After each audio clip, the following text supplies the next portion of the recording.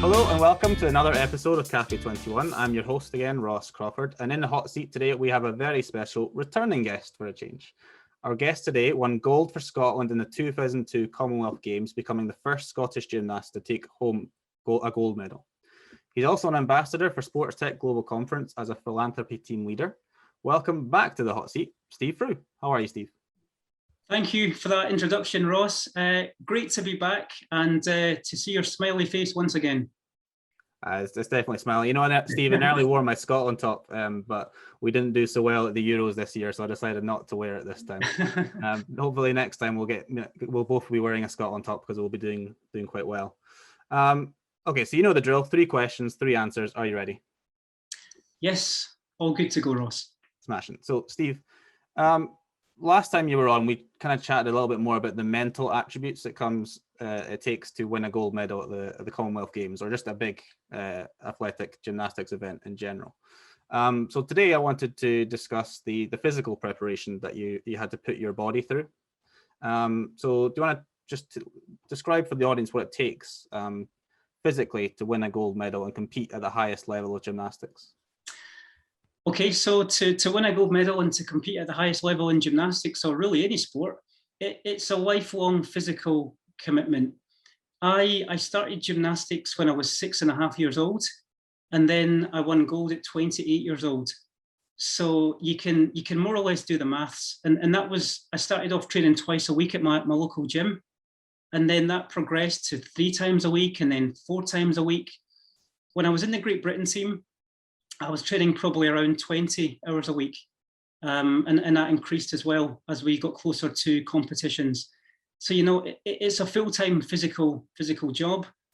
I suppose as a Great Britain team member, we got up at 7 in the morning, straight into the gym, an hour conditioning, body preparation, breakfast, and then back in the gym, 9 till 12 of gymnastics, and then we'd have some lunch break.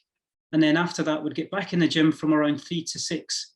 So you're probably doing around 5 hours a day of the sport, which is fully intense.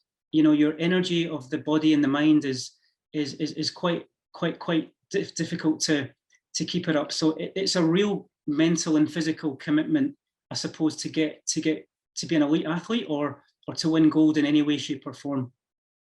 And just quickly, actually, touching on the diet that you must take to how much what's the diet like for a gymnast out there? Just as a little insight for young athletes out there who want to know what it takes.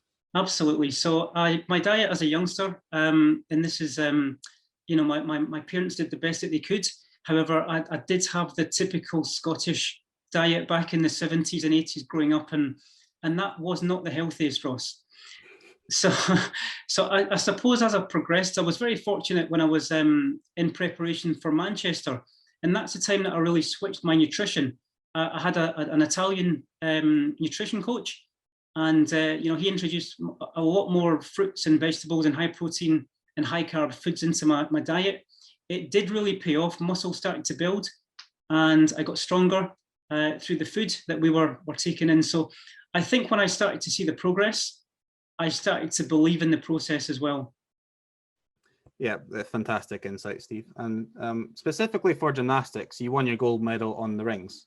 Talk us through the skills you need to perfect your routine. You needed to perfect your routine on the rings. Maybe compare that to some of the other gymnastic apparatus. Yeah, so absolutely. So we have a Bible of gymnastics, and that's called the Code of Points. And the Code of Points is the reference that every gymnast has to follow. So every routine that you do has to have certain requirements from the FIG, the Federation of International Gymnastics Code of Points. So the Code of Points is the Bible, the text that we all have to use to create our routines, and they've got skills in them. And every skill has an A value, a B value, a C value, a D value. The higher the value, then the more points you get. But a gymnastic routine must be made up of 10 or 12 skills from the Code of Points. So is rings your favorite apparatus? Was it always your favorite growing up, and then or did it become naturally your favorite apparatus? Yeah, Ross, I always found it really exciting, hanging on the wires of the rings and swinging, that feeling of flying through the air, a bit like being on a swing. I suppose, in the play park. But the rings for me was one that I really enjoyed. And also because I was very light, I was quite light boned, but also very, very strong within that. So I found that I could adapt to some of the balances and some of the strength, body weight strength moves on the rings a little bit easier than some of the other gymnasts in the team as well. So naturally, I tended to score a little bit higher. And then as the nutrition improved and the muscle got stronger, I found that I was scoring much higher on that apparatus. So everything started coming together. And my dream really in the 98 Commonwealth Games was to make a final in the ring. So for the 4 years between the games in Canada to the games in Manchester in 2002, I really focused on my strength, my nutrition, and the gymnastic rings as well. But I mean, these things are 2 meters off the ground, and it is quite scary up there. And your life literally is in your hands. Any slip or any wrong movement, and you're off. But I suppose great practice brings that confidence to be able to maneuver your body into different positions. So the rings, they do call it the strongman event. You've probably seen it in the Olympics. And the rings gymnasts tend to be quite short with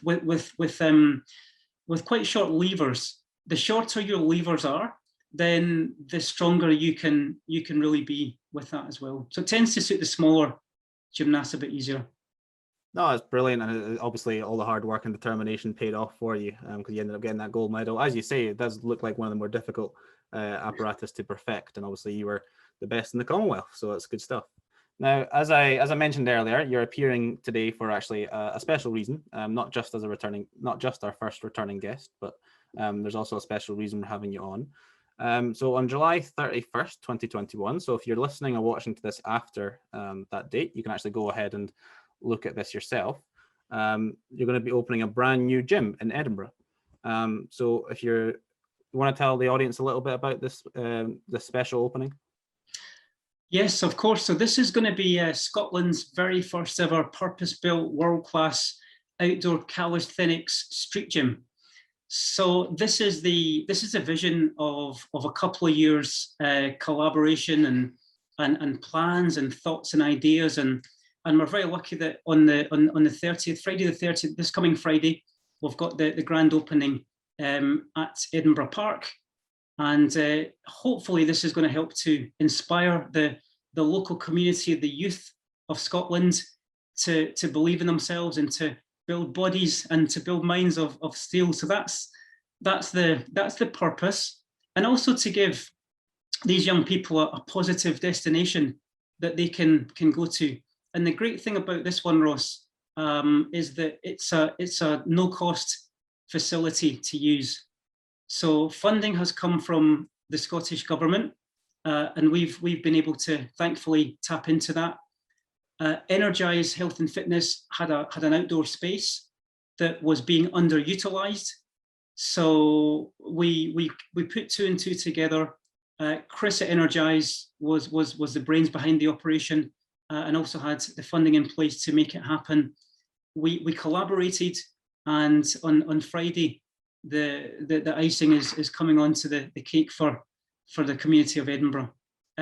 We do also have an Energize Health and Fitness website that we'll get to you, and we're also on Instagram at the moment as well. But if you follow my socials, Twitter and Instagram at SteveFrew7, then we'll be able to keep everybody up to date. But it's a really exciting venture, as I say, coming out of the post-COVID recovery. People have been socially isolated, and it's going to give many people of all different ages and abilities and backgrounds, regardless of your creed or your color. It's going to give you a place to come to socialize, to try and use your body to the best that you can. So it's hopefully going to be a non-competitive environment. It is at no cost at all for coming along, and hopefully it's going to help to give a platform for these youngsters and the youth of Scotland and beyond, a place to dream and to reach their potential as well. Yeah, as I say, brilliant stuff. Looking forward to the gym opening and going to check it out myself. So, and yeah, just like to say a big thanks as well, Ross, to our founder, Shireen Qureshi, because obviously, you know, Shireen's inspiration has helped to keep the momentum going, even for the gym up in Edinburgh as well. Yeah, we all love Shireen here at STGC, of course, our extraordinary founder of this whole, and the whole reason we're sitting here today, Steve. So, yep, thank you very much, Steve, for returning as a guest here on STGC in Café 21. And we wish you good luck for the opening of the gym, and we'll see you soon. Great stuff, and we do have our regular Monday catch up on Clubhouse, so I'll be able to update the team and everyone on how the grand opening has gone. Perfect, Steve. See you soon. Thanks, Ross. Cheers.